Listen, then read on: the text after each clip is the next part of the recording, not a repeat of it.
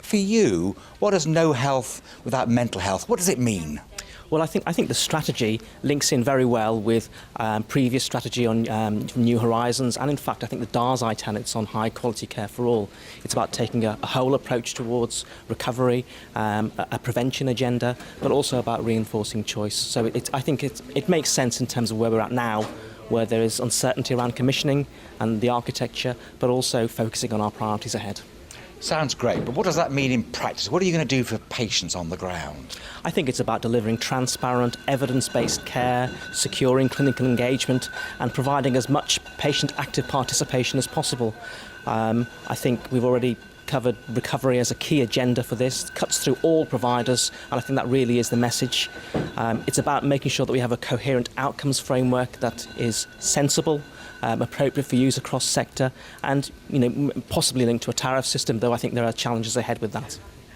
Recovery and issues like that sound good. How does that help with quality? Well, I think they're interwoven. I think many of the quality domains that concern us as a provider can be taken from the patient perspective first.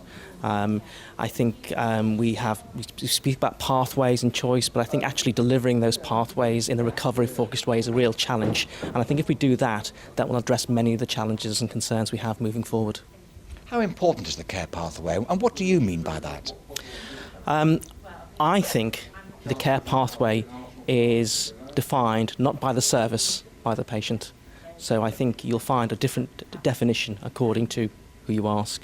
I think the litmus test is if you ask a patient about where they are and where they're going, then you'll know where the definition stands. And how easy is it for you to actually involve patients in that process? How do you find out what it means to them? Well, I think the basic tenet is it's not one size fits all. Models of choice vary.